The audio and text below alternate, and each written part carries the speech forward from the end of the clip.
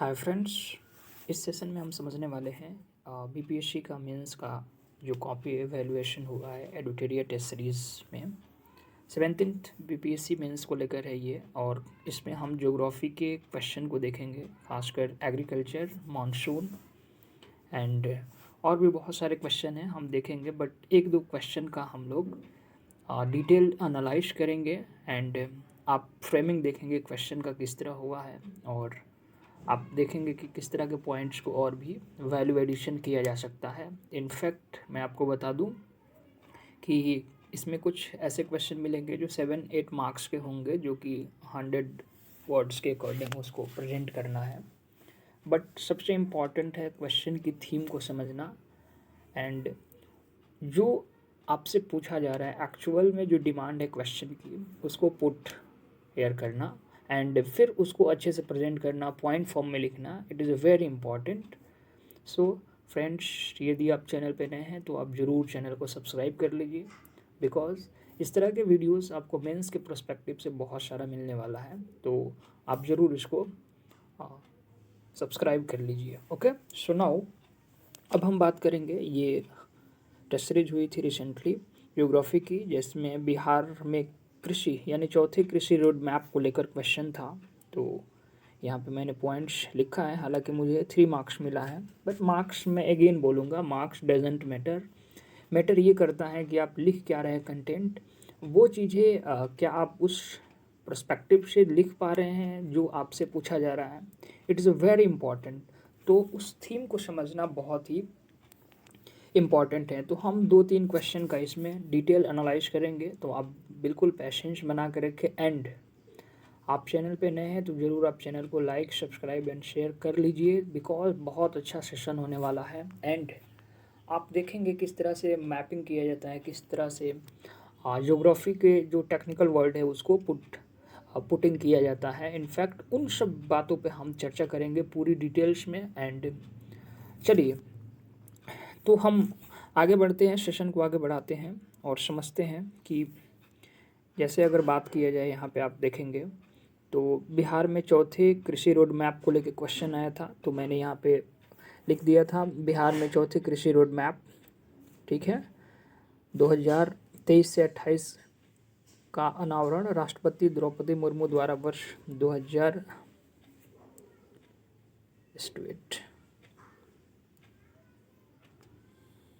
2023 में किया गया। इनफैक्ट हमने एक इंट्रो मतलब संक्षिप्त में एक इंट्रो बनाया, फिर उसकी पृष्ठभूमि में जो भी पॉइंट्स हैं आप उस पॉइंट्स को ज़रूर आप यहाँ पे लिखते जाएंगे। देन आप पाएंगे कि ये काफ़ी इम्पॉर्टेंट हो जाता है। जैसे आप इस वाले कॉलम को देखिए, यहाँ पे पृष्ठभूमि पे इसमें बहुत सारे पॉइंट्स आपको लिखना होगा। जैसे पहला कृषि रोड मैप कब हुआ था, सेकेंड में कब हुआ, थर्ड में कब हुआ। तो इनफैक्ट आप यहाँ पे अलग अलग पॉइंट फॉर्म में बना सकते हैं, राइट। तो मेन बॉडीज़ आपका यही है। आपने यहाँ पे क्या लिख दिया, इंट्रो लिख दिया, और मेन बॉडीज़ में यहाँ पे आपने वो चीज़ें लिखा। इसके अलावा अगर बात करें तो पर्सपेक्टिव, यहाँ देखेंगे आप उद्देश्य क्या क्या चौथे कृषि जो क्षेत्र है, राइट, कृषि जो रोड मैप है फोर्थ, उसमें क्या क्या एक तरह से उसके मोटिव है, क्या क्या उसके उद्देश्य हैं, उसको आपने संदर्भित कर दिया। और अगेन फाइनली यहाँ करते हुए और सीधे हम पहुँच जाएंगे यहाँ पे निष्कर्ष पे, राइट। तो निष्कर्ष पे हम देखेंगे, तो निष्कर्ष भी बड़ा इम्पॉर्टेंट है उसको समझना। तो मैंने जैसे लिखा है, निष्कर्षतः कृषि के क्षेत्र में बिहार उपरोक्त प्रावधानों से अपनी उत्पादकता में वृद्धि किया है, वही कैबिनेट द्वारा मंजूरी से कृषि में भी वृद्धि होने की संभावनाएं देखी जा सकती हैं। प्रोबेबली मैंने यहाँ पे एक रफली पॉजिटिव थिंग्स को मैंने प्रेजेंट कर दिया। फ्रेंड्स, ज़रूर आप ध्यान रखेंगे क्वेश्चन आपसे क्या पूछा जा रहा है, और क्वेश्चन के अकॉर्डिंग ही आपको उत्तर भी देना है। ओके, नेक्स्ट क्वेश्चन की तरफ बढ़ते हैं। तो क्वेश्चन था कि जो बिहार में खनिज है, राइट, उसके बारे में विवरण देना है, बिहार में खनिज, प्रमुख खनिजों के बारे में। तो आप देखेंगे यहाँ पे, जस्ट वेट। तो यहाँ पे जब आप देखेंगे तो देखिए, यहाँ पे बिहार में भूगर्भिक स्थिति के कारण खनिज के संदर्भ में, राइट, राज्य द्वारा महत्वपूर्ण योगदान है। बिहार में खनिजों का विवरण इस प्रकार देखा जा सकता है। मैंने बस रफली इंट्रो ऐसे बना दिया, और अगेन मैंने क्या किया कि यहाँ पे एक फिगर ड्रॉ कर दिया, फिगर यहाँ पे मैंने ड्रॉ कर दिया और मैंने दिखा दिया कि अब बहुत सारे खनिज हैं बट हमें कुछ इंपॉर्टेंट यहाँ पे दिखा देना है। जैसे पायराइट्स, तो पायराइट्स के बारे में मैंने यहाँ लिख दिया। चूना पत्थर, तो चूना पत्थर के बारे में लिखा। सोना, उसके बारे में हमने लिख दिया बक्साइट एंड शोरा। तो इत्यादि ये सब चीज़ें क्या हुआ कि हमने पुट किया, लेकिन एक मैपिंग के थ्रू इसको दर्शा दिया। ओके, और लास्ट में वही चीज़ें फिर हम आएंगे निष्कर्ष पे। तो निष्कर्ष आप देखेंगे यहाँ पे, तो निष्कर्ष में भी सेम चीज़ें आपको देखने को मिलेगा, राइट। जैसे निष्कर्षतः कहा जा सकता है कि बिहार में खनिज संसाधन की अधिकता से देश में स्थान अग्रणी है, परंतु और बृहद तकनीक द्वारा खनन को लेकर भारत सरकार एवं राज्य सरकार मिलकर नए कदम उठाने की आवश्यकता है। मतलब दोनों को, जैसे कोऑपरेटिव फेडरलिज्म को लेकर हमने यहाँ पे एक पॉइंट्स डाल दिया। तो इनफैक्ट ये वाला भी आप इस तरह से कर सकते हैं। और ठीक है, इसमें भी मुझे अब देखेंगे 3.5 मार्क्स मिले हैं। ओके, नेक्स्ट क्वेश्चन की बात करें तो अल नीनो और ला नीना के संदर्भ में डायरेक्ट क्वेश्चन था। अल नीनो और ला नीना के अंतर को स्पष्ट कीजिए। मीन्स इस प्रकार ही कुछ क्वेश्चन था। तो मैंने यहाँ पे डायरेक्टली अल नीनो का यहाँ पे फिगर बनाया। मैंने देखेंगे यहाँ पे अल नीनो का, यहाँ पे आप फिगर देख सकते हैं। डायरेक्ट मैंने बनाया। यह एक प्रकार की गर्म जलधारा है जिसकी उत्पत्ति प्रतिकूल पर्यावरणीय दशा में होती है। और मैंने यहाँ पे देखिए टेम्परेचर अधिक होगा, प्रेशर कम होगा। और यहाँ पे मैंने जैसे आपने शेल पढ़ा होगा, फेरल शेल, हाइड्री शेल, राइट। तो वो मैंने यहाँ पे एक शेल कंस्ट्रक्ट किया। फिर यहाँ पे हमने वो साइक्लोन का फिगर बनाया एंड कारण बता दिया, राइट। कारण बता दिया, उसके प्रभाव। फिर हमने ला नीना को यहाँ पे दिखा दिया, ला नीना की यहाँ पे विशेषता दिखा दिया। यहाँ पे देखेंगे तो ला नीना के प्रभाव दिखा दिया। एंड फाइनली क्या आ जाएंगे, हम आ जाएंगे एक तरह से देखेंगे तो निष्कर्ष में हम यहाँ पे आ जाएंगे। इनफैक्ट आप भी इस तरह से कर सकते हैं, बट सबसे इम्पॉर्टेंट है कि जो फिगर मैपिंग है वो आपको करना है एंड जो निष्कर्ष है उस पर भी आपको ज़्यादा ध्यान देना है। नेक्स्ट क्वेश्चन की तरफ बढ़ते हैं। पर्यटन के संदर्भ में बिहार काफ़ी, मतलब वो टूरिज्म पॉइंट को लेकर बिहार में खासकर पूछा गया था। तो यहाँ पे मुझे मैपिंग करना था बट मैं मैपिंग नहीं कर पाया। बट यहाँ पे एक मैपिंग ज़रूर आपको कर लेना है। जैसे मैंने पटना साहिब को दिखाया, जैन पर्यटन सर्किट को दिखाया। ओके, तो बहुत सारे हैं। जस्ट वेट, तो आपको बहुत सारे मिलेंगे पर्यटन, राइट। बस उसमें कुछ इम्पॉर्टेंट जो पर्यटन हैं टूरिज्म पॉइंट के व्यू से, देन आफ्टर आप उसको दिखाएंगे और फिर आगे बढ़ते जाएंगे। ओके, एंड इसमें भी मुझे 3.5 मार्क्स मिला है।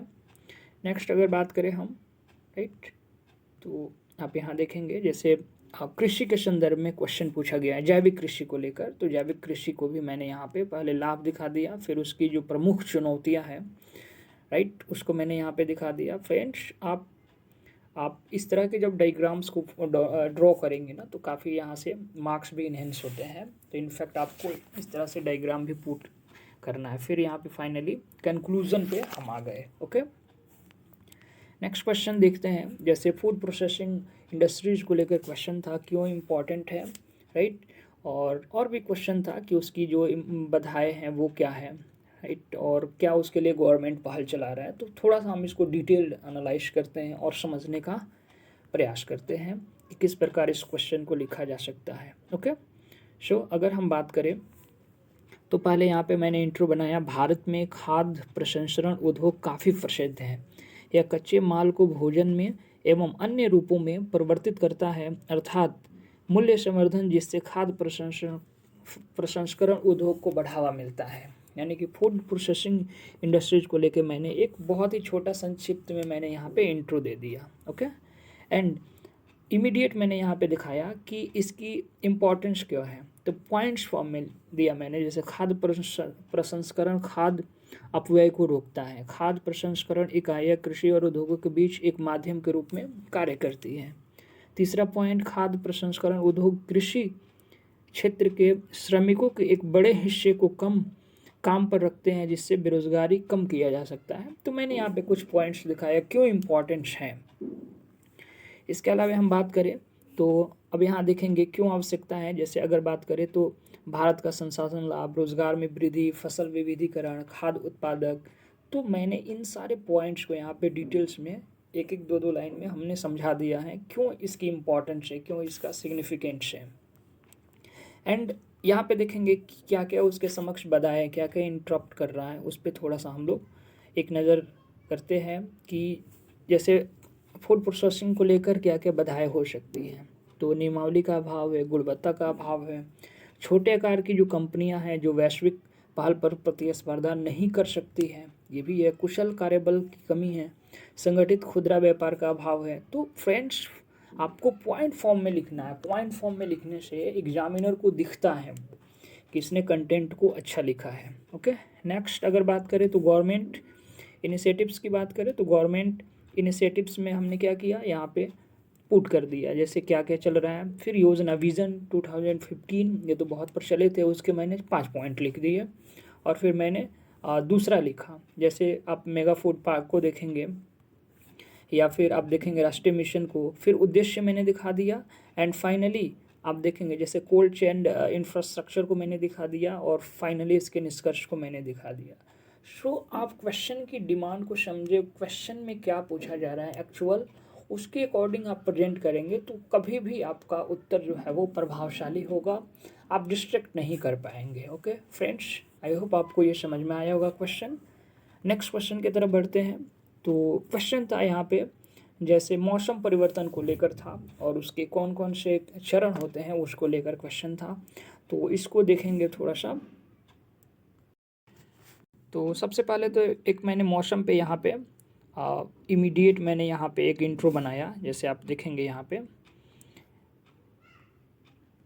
कि प्रवाहित हवाओं का संबंध मौसम परिवर्तन से है। भारतीय मानसून तंत्र एक जटिल एवं विशिष्ट मौसम प्रणाली है जो दक्षिण एशिया विशेष रूप से की जलवायु पर प्रभाव डालती है। तो मैंने यहाँ पे एक इंट्रो बना दिया। एंड उत्पत्ति के कारण इमीडिएट मैंने यहाँ पे 5 पॉइंट में समझा दिया कि जब सूर्य कर्क रेखा पर लंबवत होता है तत्पश्चात हिंद महासागर के उत्तर में स्थित स्थलखंड अत्यधिक गर्म हो जाता है। दूसरा पॉइंट, निम्न वायु दाब केंद्र विषुवत रेखा के उस पार से दक्षिण पश्चिमी मानसूनी पवनों को आकर्षित करता है। फिर मैंने यहाँ तीसरा पॉइंट दिखा दिया, यहाँ पे मैंने चौथा पॉइंट्स दिखा दिया। तो इनफैक्ट आपको उत्पत्ति का एक आपने रीजन दिखा दिया यहाँ पे। और फिर इमीडिएट मैंने क्या किया कि यहाँ पे मैंने एक डायग्राम ड्रॉ कर दिया, राइट। जैसे यहाँ से व्यापारिक पवनें आ रही है और ये इक्वेटर से पास होने के बाद से ये इधर मुड़ जाती है और फिर इधर मिलेगा आपको बंगाल की खाड़ी, अरब सागर, और फिर आपने यहाँ पे मैंने दिखा दिया किस तरह से ये जाके यहाँ पे मीटअप हो रही है। तो फ्रेंड्स आप जो फ्रेश बनाएंगे फिगर को, जैसे यहाँ पे मुझे फीडबैक में क्या मिला है, वेरी गुड मिला है, मीन्स कि आप डायग्राम जितना पुट करेंगे ज्योग्राफी के क्वेश्चन में तो वो बहुत ही इम्पॉर्टेंट हो जाता है और बहुत ही आकर्षण एक तरह से एग्जामिनर को करता है। तो हमें क्या करना है, एग्जामिनर पढ़ेगा तो मार्क्स देगा आपको। ओके, तो आप ये कर सकते हैं, इस तरह से आप भी फिगर ड्रॉ कर सकते हैं। इसके अलावा क्रियाविधि हुआ, अलग अलग चरण मैंने यहाँ पे संदर्भित कर दिया, मानसून के प्रसार को दिखा दिया। इसके अलावा बात करें तो ग्रीष्म ऋतु और वसंत ऋतु में क्या क्या एक तरह से देखेंगे किस तरह का वहाँ पे इम्पैक्ट पड़ेगा। फिर मैंने यहाँ पे अलग अलग डायग्राम से उसको समझा दिया, तो यहाँ भी मुझे वेरी गुड मिला है। तो मैं यही कह रहा हूँ कि जब भी आप आंसर राइटिंग करें तो ज़रूर आप उसकी डिमांड को समझें, एक्चुअल जो डिमांड है उसको आप प्रेजेंट करने का इनफैक्ट आप प्रयास करेंगे। ओके, एंड आप देखेंगे वही चीज़ें, विशेषता क्या है इसका। और फिर मैंने अगेन यहाँ पे आपको फाइनलिस्ट दिखा दिया कि जो उसके निष्कर्ष हैं वो क्या होने वाले हैं, राइट। तो इनफैक्ट आपको समझ में आया होगा ज़रूर इस थीम से कि कैसे मुझे अपने मार्क्स को इन्हेंस करना है एंड कैसे हमें क्वेश्चन की क्वेरीज को कंप्लीट करना है। Marks doesn't matter, okay. Marks कभी भी आप मार्क्स बेसिस पे ना जाएं और जस्ट वेट, कभी भी आप मार्क्स बेसिस पे ना जाएं और ज़रूर आप अपने कॉपी की अच्छे से मूल्यांकन करें और एक तरह से आप लिखने का भी ज़्यादा से ज़्यादा प्रयास करें। ओके फ्रेंड्स, तो जो भी कैंडिडेट्स मेंस की आंसर राइटिंग कर रहे हैं तो ज़रूर इन चीज़ों का ध्यान रखें कि हमें क्या लिखना है, एग्जामिनर हमसे क्या अपेक्षा करता है। इनफैक्ट वो चीज़ें हमें यहाँ पे पुट करना है, ना कि हमें जो आता है वो पुट करना है। तो टू द पॉइंट लिखने से क्या होगा, आपकी कॉपी थोड़ा डिफरेंट दिखेगा और दूसरी चीज़ है कि वो एग्ज़ामिनर को पढ़ने पे काफ़ी अट्रैक्ट भी करेगा फ्रेंड्स। तो ये ज्योग्राफी की कॉपी है, बहुत सारे ऐसी कॉपियाँ हैं जो मेरे पास मैंने 16-17 टेस्ट सीरीज़ दी है।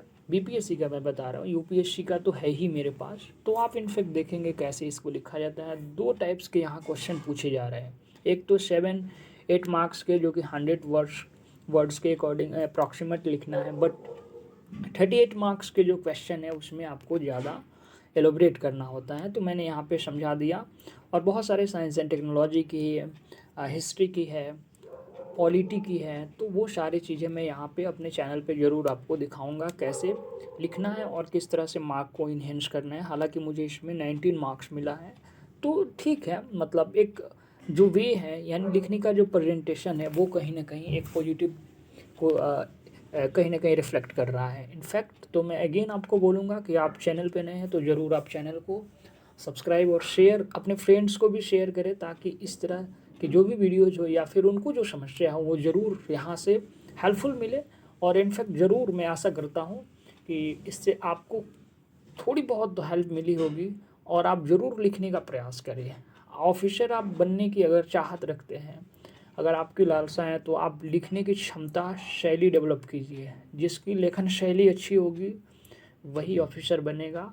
ठीक है, अगेन मैं आपको बोलता हूँ कि आप ज़रूर इस चैनल को सब्सक्राइब कर लीजिए। Okay, thank you.